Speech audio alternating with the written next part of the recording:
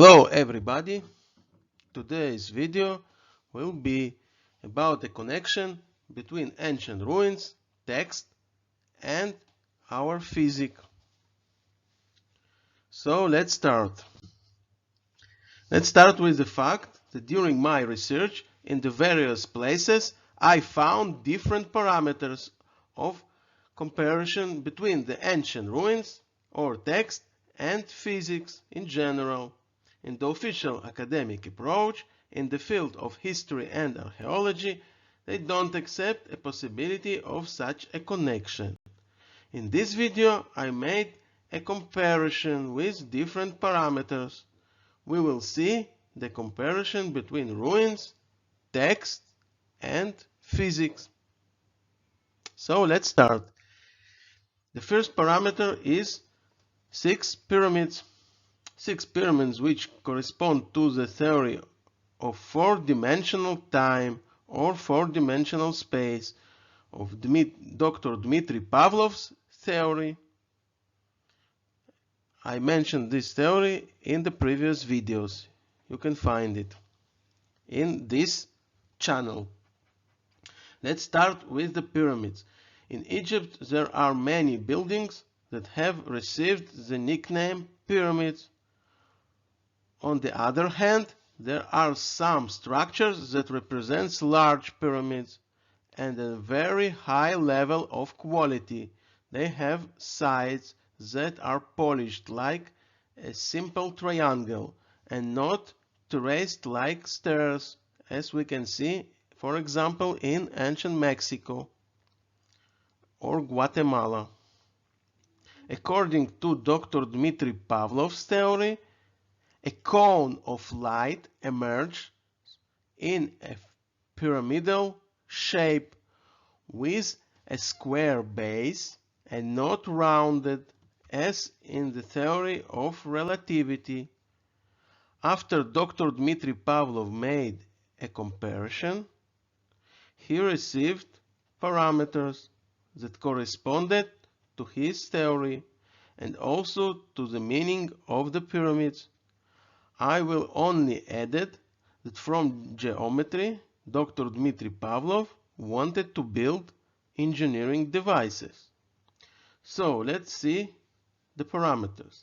It is about 6 pyramids. A pyramid in Meidum, 2 pyramids in Dahshur, and 3 pyramids in Giza.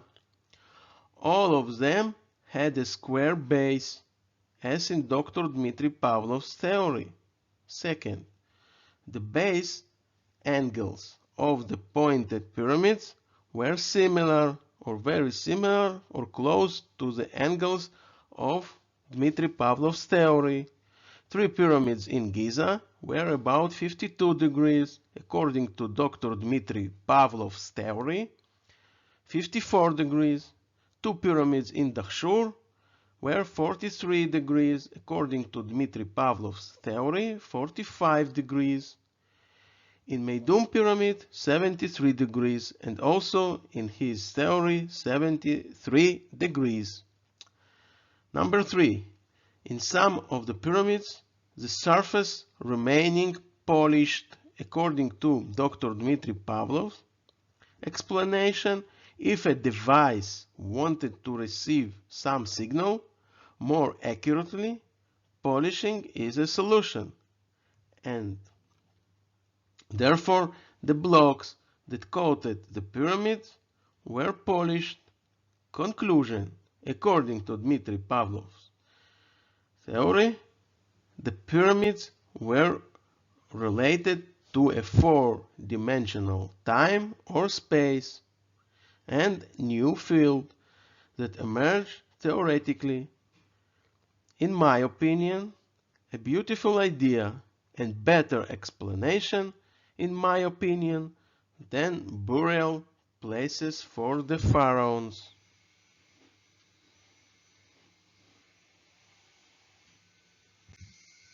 This is a picture from a bent pyramid. In Dahshur, you can see the coated blocks with their surfaces.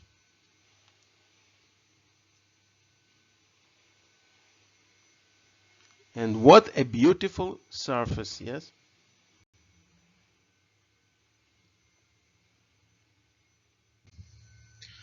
The Egyptians knew about the pyramidal form allegorically as Ben Ben. Ben Ben was a hill or small mountain. This means that the ancient Egyptians knew the pyramids by the name mountains. Even in the book of Genesis, in the Old Testament, there are mountains. For example, Mount Sinai. Sinai. And you can see in the picture below, in the left side, this is from some ancient or middle kingdom made from black granite or diorite. And you can see the quality of the surface.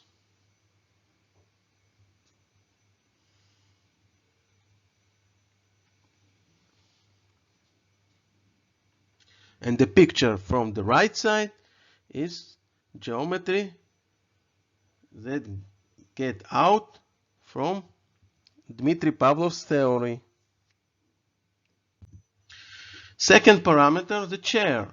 The chair on which the king or god sits is in the shape of a large square and a small square down in the corner. In fact, God represents something in space or universe, for example, such as sun, moon, and the chair represents the universe itself. The small square is the origin, and the large square is the expansion of the space in time. Here you can see a picture above. This is from some drawing program for engineering and means scale, and the picture below from ancient Egypt. And look how similar they are.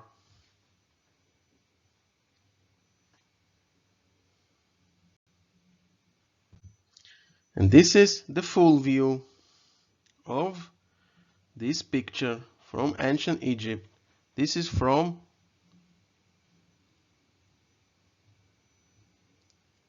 Luxor temple. More accurately, from Karnak temple.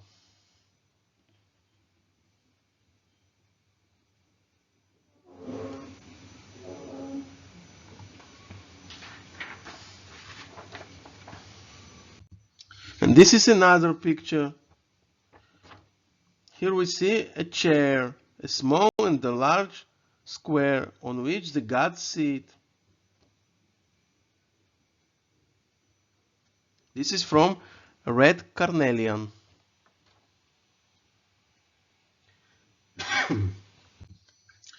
Here we can see a row of gods sitting on the thrones. My explanation: the small square is the origin, the large square is the expanded or expanding universe. The red color is the farthest, as in the Doppler effect.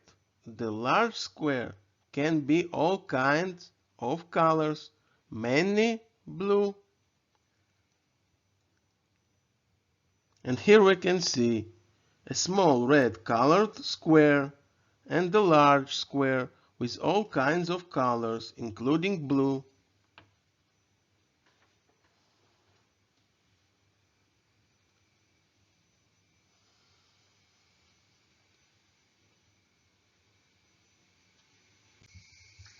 The third parameter is sound waves. Here we can see the representation of sound waves as in the modern physics. Theaters or odeons were semicircular, and they are actually a visual representation of sound waves. For example, this is a picture from Termessos Theater, and it looks like waves. The seats look like waves that spread in the space.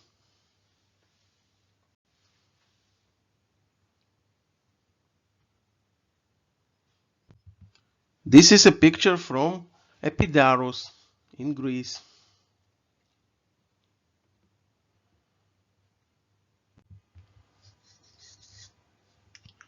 This is also from a Greece theater.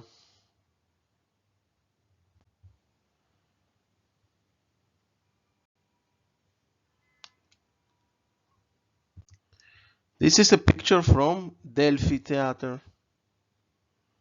And you can see that all of them are the same. Look like spreading waves. This is a picture from Pergamon in Turkey.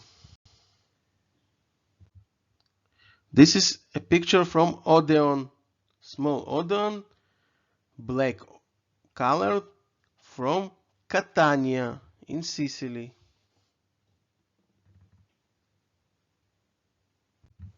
And this is from Pompeii in Italy. Also black color. This is a picture from Jarash Theater in Jordan.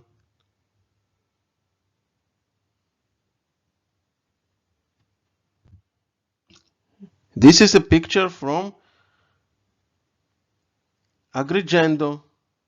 You can see different style, but the same representation of spreading waves.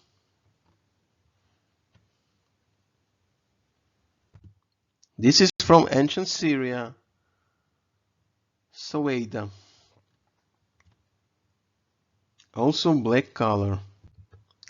And this is very interesting and black preserved theater from Gadara. Black waves that's spreading.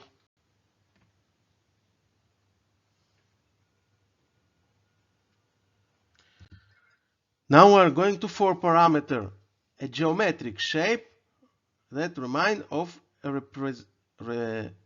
repeating waves or single wave. In the center of the wave there is a connection in the form of the Latin letter S, and all this identical to something that physics called gravitational waves.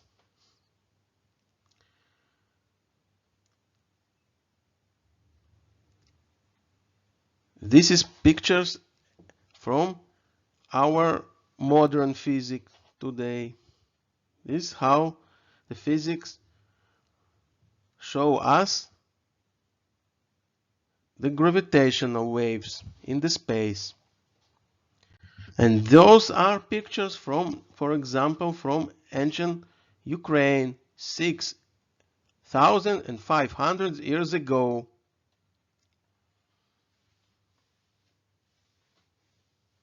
Tripolia culture.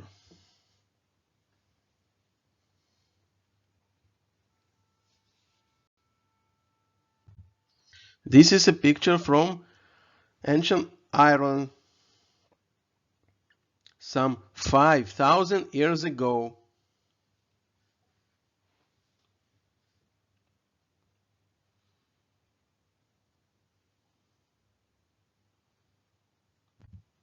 This is a picture from ancient Hatzor in today's modern Israel, also a Bronze Age.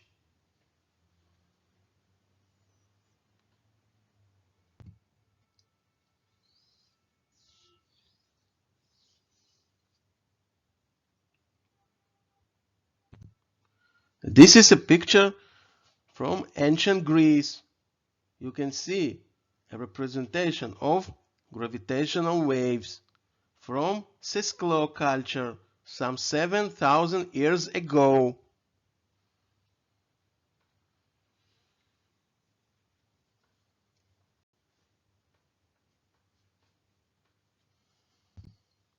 This is from a Mekane culture.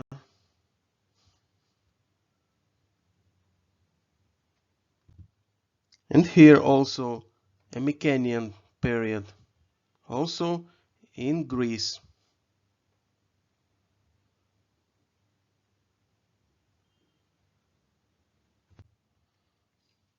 This is from Archaic period in Greece, in Delphi Museum.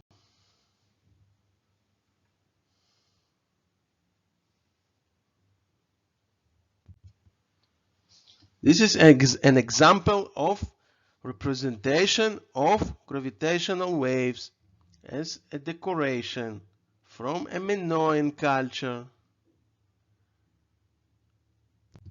And also here from a Minoan culture in the Crete island.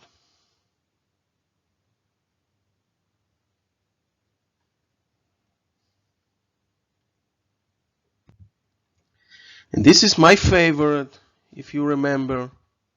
You can see here a gravitational waves. Here you can see a scene, a chariot with a wheel. The wheel is representation of a sun or an earth. So all this scene is taking place in space. And what waves could be in the space that look like gravitational waves? This is a question. In my opinion, gravitational waves. So we can see here that these are actually gravitational waves.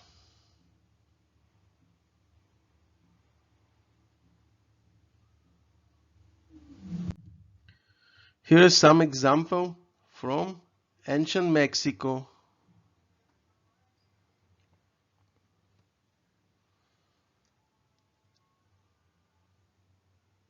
You can see that the ears of this dragon are shaped in the form of gravitational wave. And here from Central America.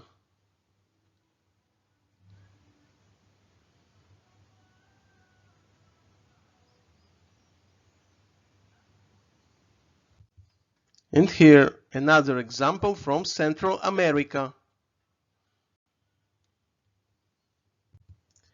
This is example from a moon temple in Peru related to Moche culture.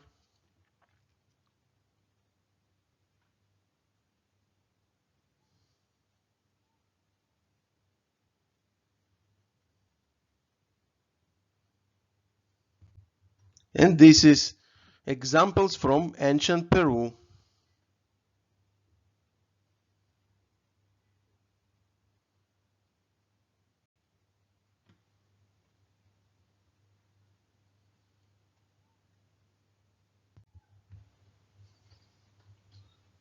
Also from Peru.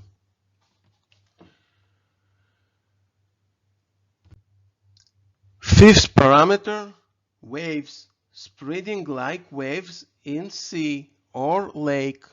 This is a picture from the Hatti culture.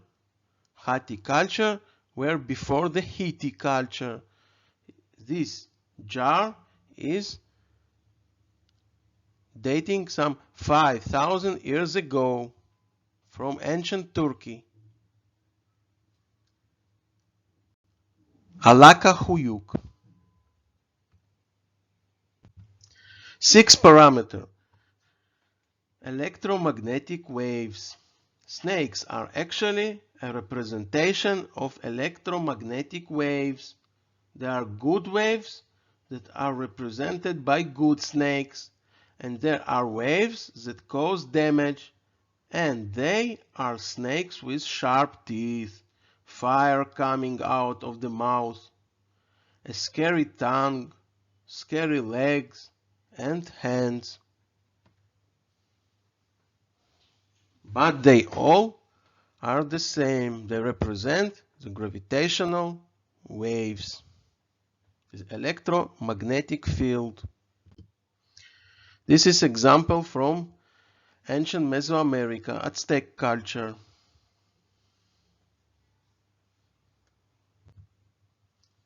This is from Delphi Museum.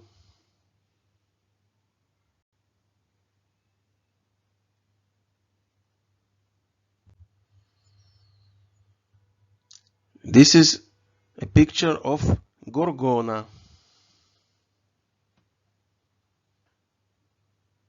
with the snakes coming out of the head.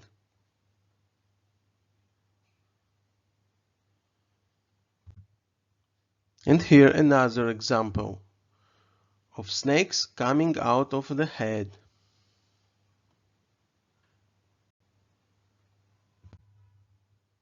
This is a picture from Chavin culture in Peru. This is made from granite.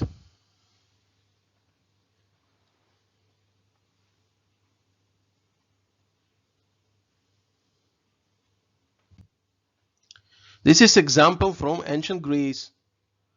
This is a mosaic.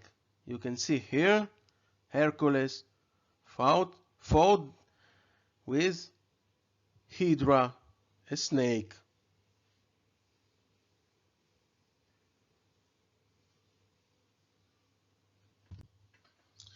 And this is picture from waves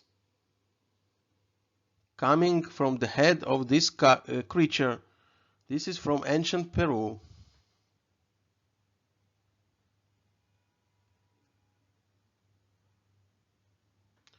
Hawari culture. And this is also waves coming from the head. Also ancient Peru. This is a very famous snake that related to the god Shiva. This is from India. This snake called Shesha.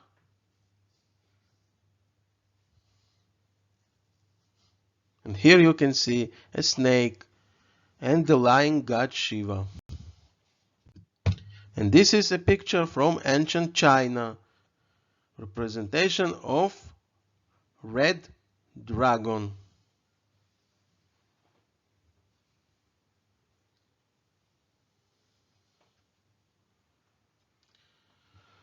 So, the good snakes were associated with medicine and knowledge, and the bad snakes were associated with harm. In Bible there was a primordial snake called Nahash, also from the root to guess, that is related to life and evil. And there is a copper snake made by Moses that would heal anyone who was looking at it. In ancient Greece there was Hydra snake, with which Hercules fought, and Typhon, which was snake-shaped monster. And there was a snake that was roped around the staff of the healing god Asclepius. In India there was a snake, Shesha, which was related to space and time, and the king of all Naga snakes. There was also Varita snake from Rig Veda. He was the king of evil devas. Indra, fighting with Varita, cuts off her legs and hands. In China there was a passive snake and also an active snake. In the same time, there was a red dragon that was the source of knowledge and luck. The Chinese dragon is associated with the ancient water or space. In ancient Akkad, there was a creature called Basmu. In ancient Egypt, there was an ancient snake called Neheb-Kau. There was also a snake named Apop. He was the symbol of evil. And the Aztecs in the Mesoamerica had a feathered snake, which was associated with the creation of life and knowledge. The serpent was called Quetzalcoatl. Among the Mayans, it was called Cucumats.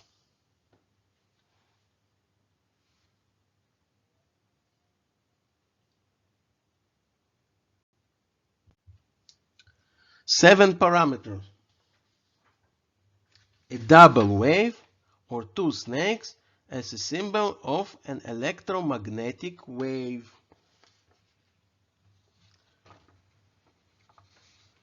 Each electromagnetic wave consists of an electric field and a magnetic field, and together they look like two twisted waves, as you can see in the picture. The red represents electric field and B or blue color represents the magnetic field.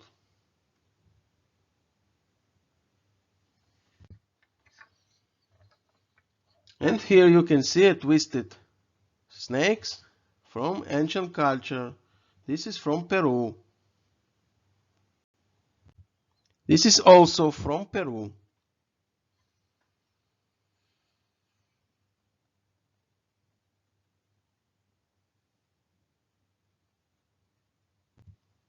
This is from a twisted wave from the Etruscan period.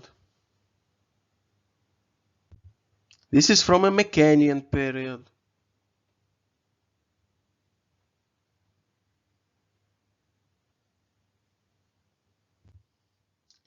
This is a picture from twisted snakes from a Maya culture.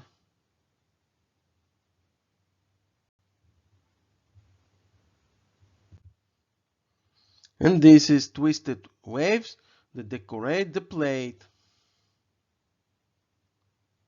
Also Maya culture. This is a picture from ancient Andara in Syria, related to the Hittite culture.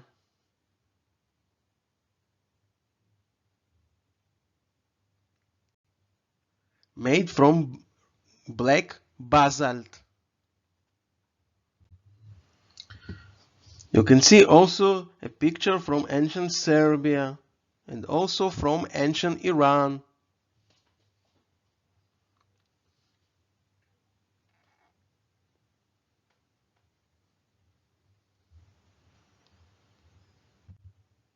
This is from a Bimak culture, North Iran or South Turkmenistan. This, for example, related to some 4,000 years ago.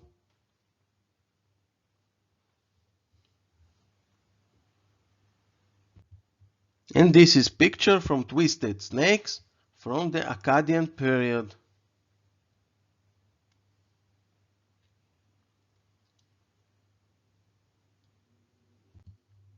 Here I brought a picture from a mosaic. This is mosaic from the Roman period. So why I did it?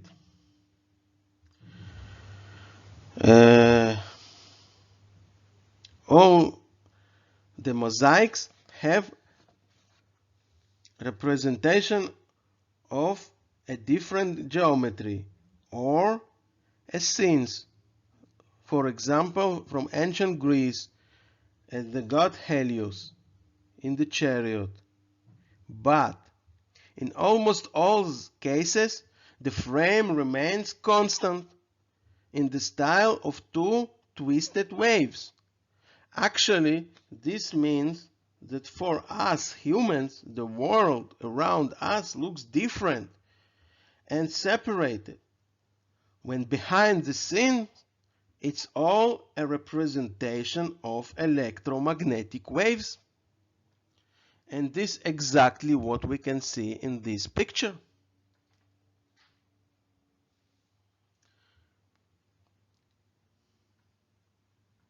So our explanation was correct.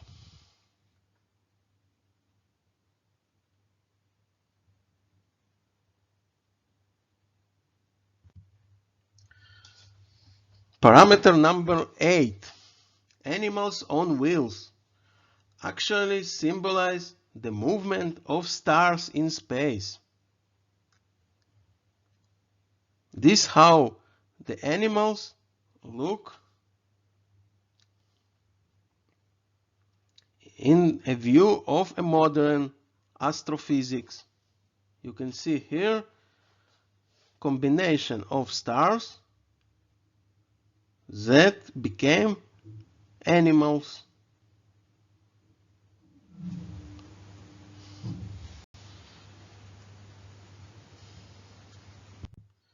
And these are animals on wheels from ancient archaeology, from ancient Mexico, from ancient Ukraine, Tripolia culture, 6,000 years ago, ancient Greece, you can see the horse, and from Harappa culture in India, you can see a bull.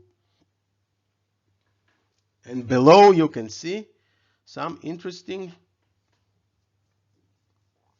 animal on wheels from ancient Iran. You can see the wheels are in the shape of sun cross. And also you can laugh a little because you can see a rings in the ears of this animal.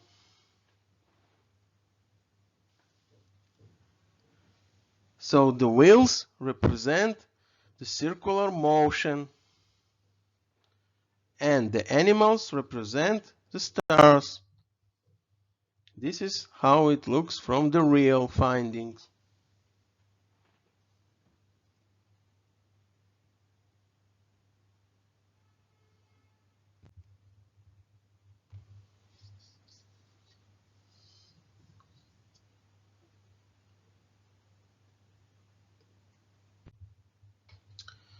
Ninth parameter is time.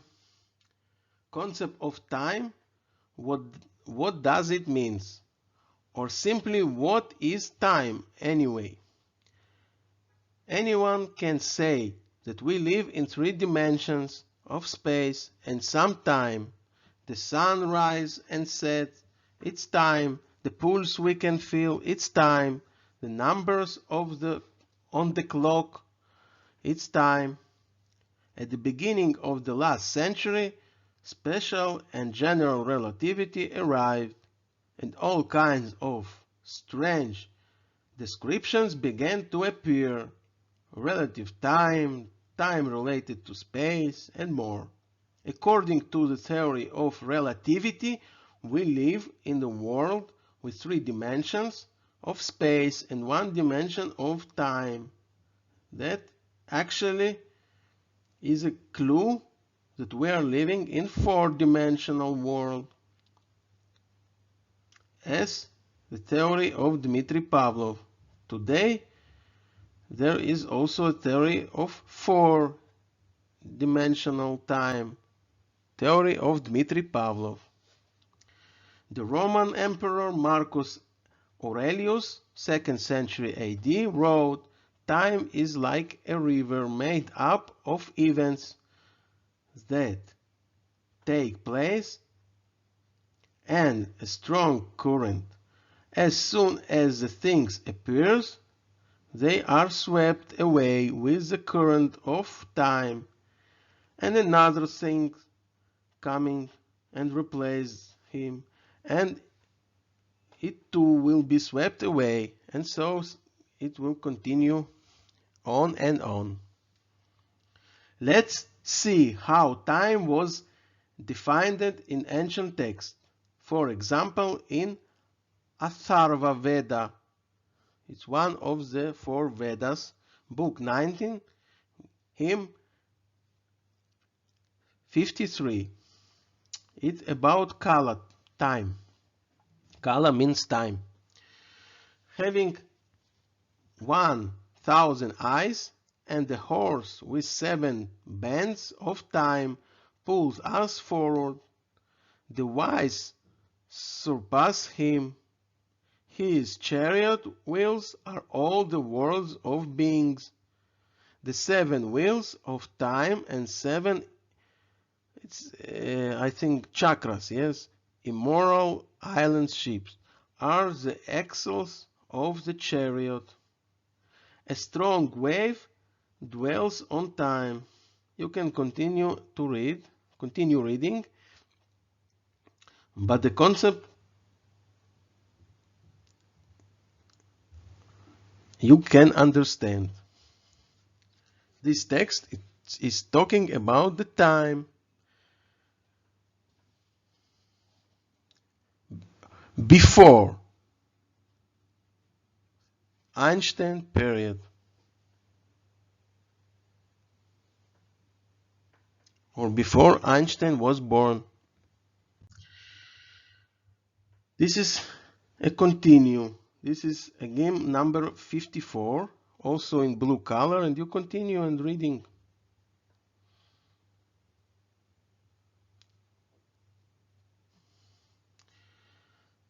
But also the time is mentioned in the Bible.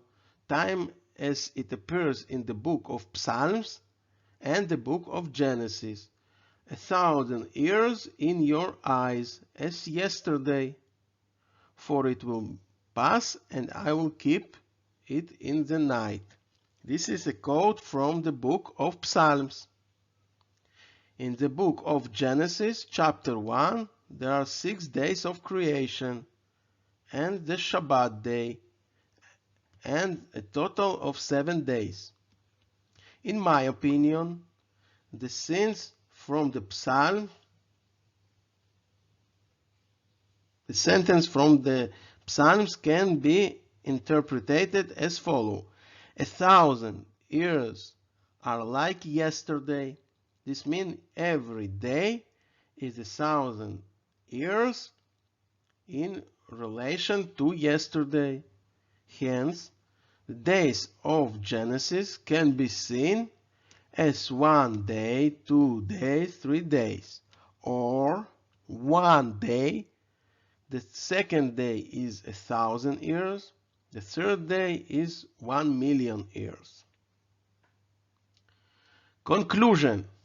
You can see that in general, that time of the universe, according to the various historical sources, was real, was the cause of everything, and according to the book of Psalms, flowed faster and today slower. I would add that real time can be compared allegorically to a flowing river, as Sergei Kokorev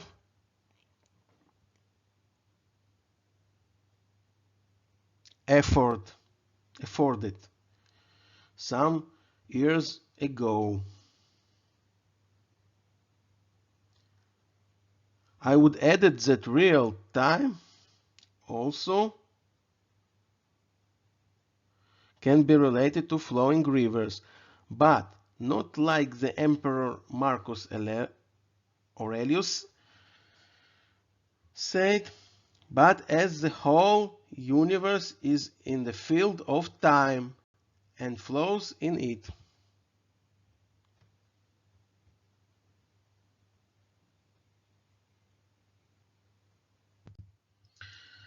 Okay, let's see how we can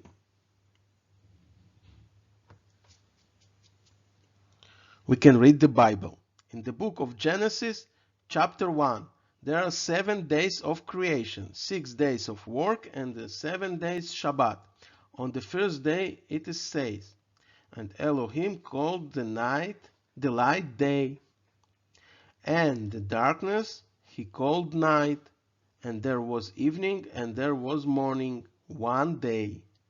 I mean, you can write 7 days of creation and you can write 7 lights of creation. I mean, 7 lights could be 7 or maybe 6 redshift lights. It is not written explicitly, but on 6 days, sixth day, Adam was created. Adam related to the color red. They have the same root. And on Wednesday or fourth day, the sun became the ruler of the light, which is yellow. You can also break down the days themselves and try to see if there is any connection to the world of physics hidden here or there. There are so many theories today that it is difficult to choose which direction to go. So maybe the biblical content can be an indication. So let's start. In the second day with the third day, you can see on second day the waters were separated, and on the third day the waters of the dry land were created. A code, yes? And Elohim said, let there be a firmament in the midst of the waters. In Hebrew it's called Maim. And let it be a difference between the water and water. And Elohim made the firmament and made a difference between the waters that rise to the surface and between the waters that are above the sky. But the sky in Hebrew letters Shamayim. It's Maim with the letter She. So it's the same root. So we can see that the Maim and the space, so the water and space, were the same meaning.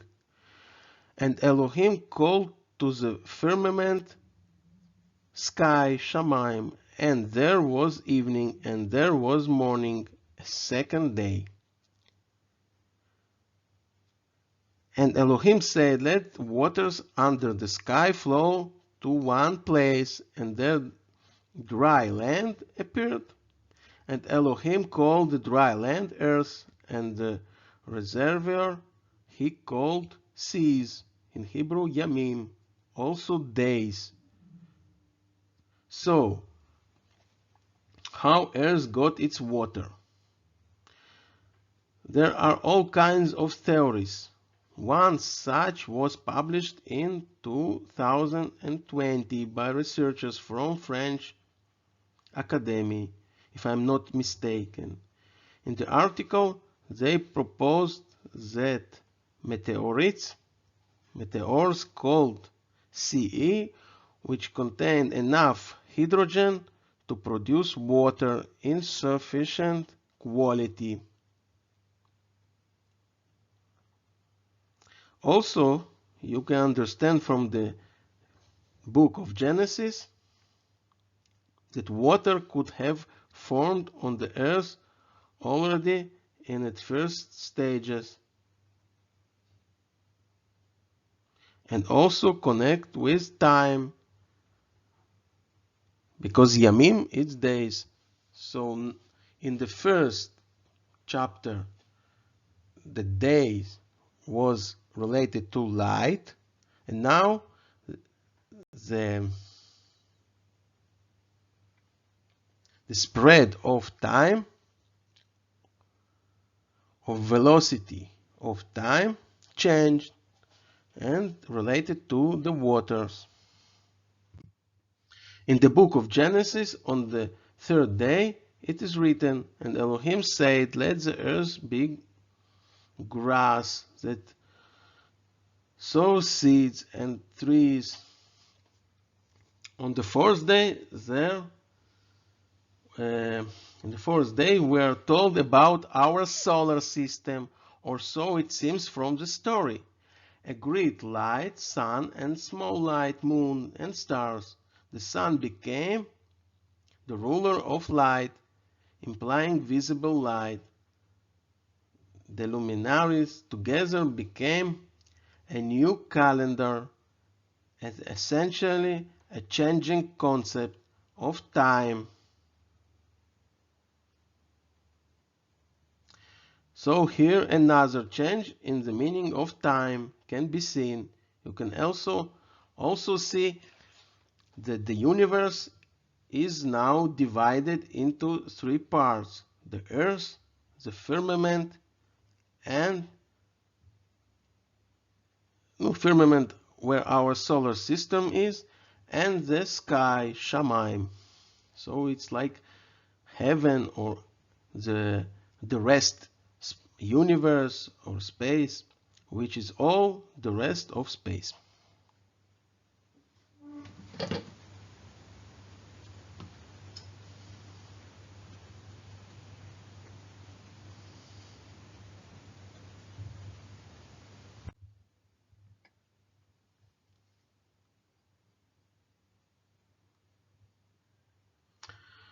Okay, on the fifth day, life was created in water, and in the end Adam was created. On the 7 days it is written, and all the creations of the skies and the earth and all their armies were finished. And Elohim blessed the 7 days, because it was Shabbat from all work on this day. Unlike the purple color found above the head in the cosmic man in India, here there are 6 lights or days, with the 7 days or light being at the end and not in the beginning. Then the question arises, why?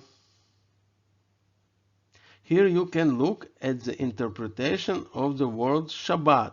One of the possibilities is return, Shvut, and not Shabbat, which means a day when Elohim returned from all his work. So here we get cyclicity or a cyclical universe.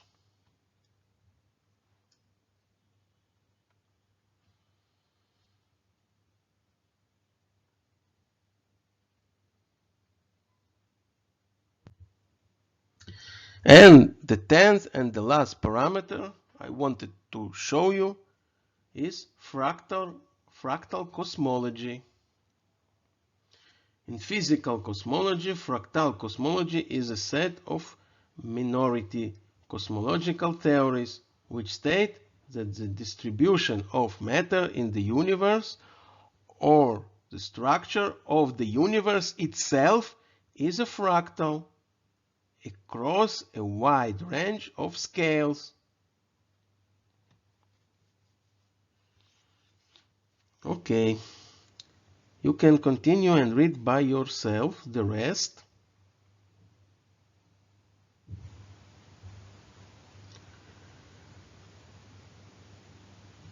Also, I wanted to mention that the part of the Holy Holies in the Indian temples, which is built in the shape of cone, is called in northern India Shikara, and in the south Vimana, which literally can be translated as the peak of the mountain.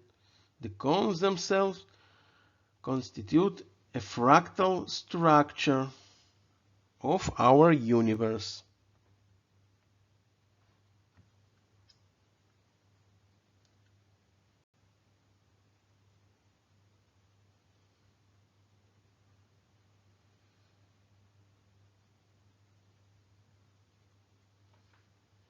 Okay.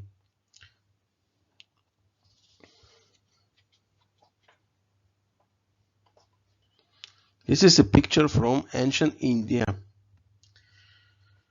Kandaraya Mahadeva temple.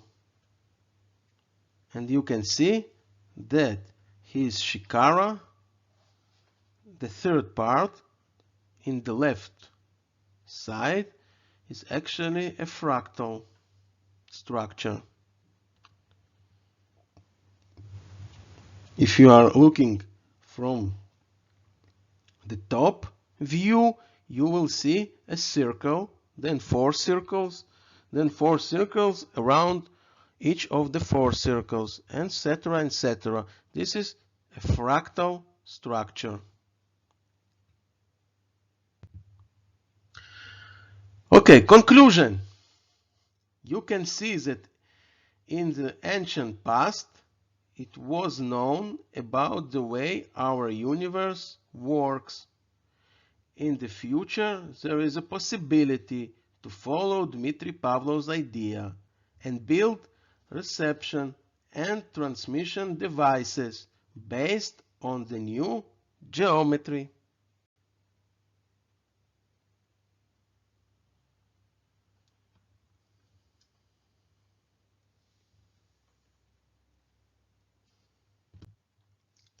Okay, this video is came to the end. Thank you that you being with me, and goodbye. See you next time.